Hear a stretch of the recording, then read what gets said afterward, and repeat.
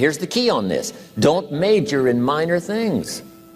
If you take up major time to do minor things, I'm telling you, you'll be behind the curve constantly. Here's what we learn in sales training. What's major time and what's minor time? Here's minor time, thinking about prospects. Here's minor time, making lists of prospects. Here's minor time, keeping books on prospects. Here's minor time, going to see the prospect. Here's minor time, evaluating the prospect after you've been there. That's all minor time. Here's major time, in the presence of the prospect. That's major time. And if you took a look, if you're in sales and you took a look at a week, you'd say, my gosh, I'm spending 90% of my time on the minor stuff and so little time on the major stuff in the presence of. How many hours in the presence of in my day? How many hours in the presence of during my sales week?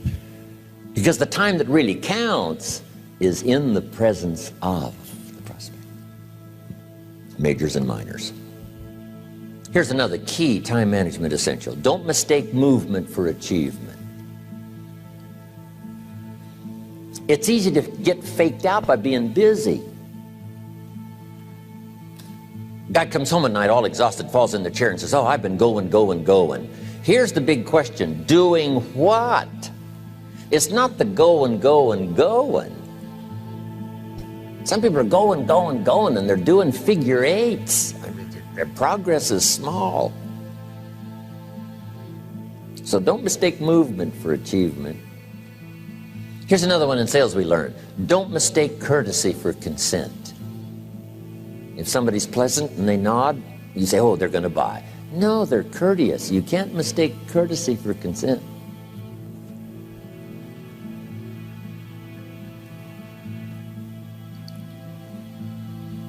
Now here's a big one, concentration.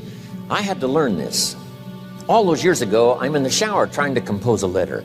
Found it turns out to be a strange letter.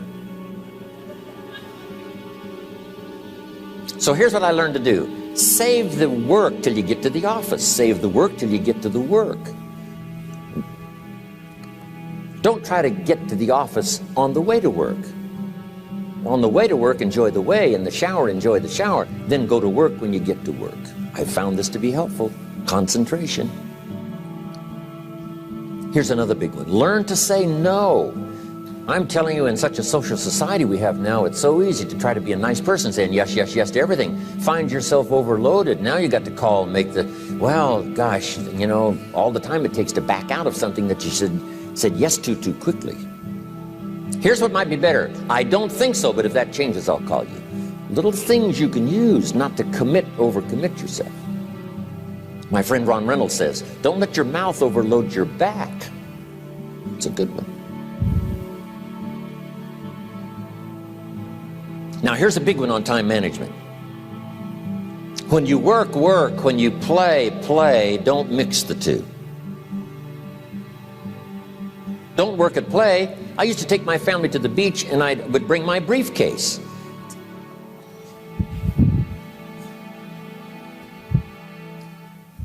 I learned not to do that. Or at the beach, I'm saying I should be at the office. Now my family's upset. Because I'm at the beach and I'm thinking office. Now when I'm at the office, I'm thinking what? I got to get my family to the beach.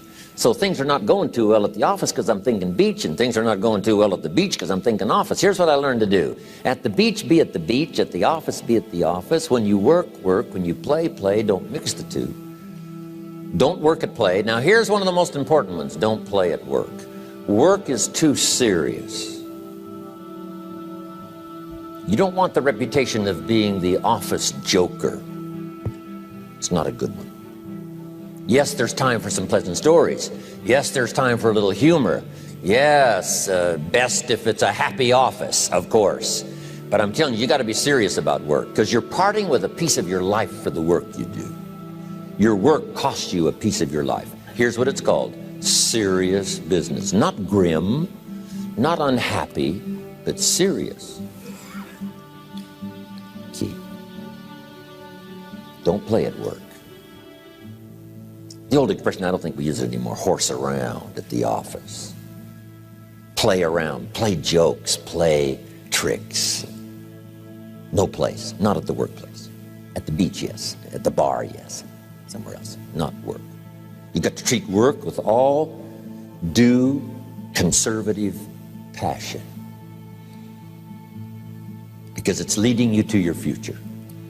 Here's another key phrase: all work is good. You may not like your job, but if it's the stepping stones to get you to where you want to go, you got to appreciate your job. You don't have to have a passion for your job.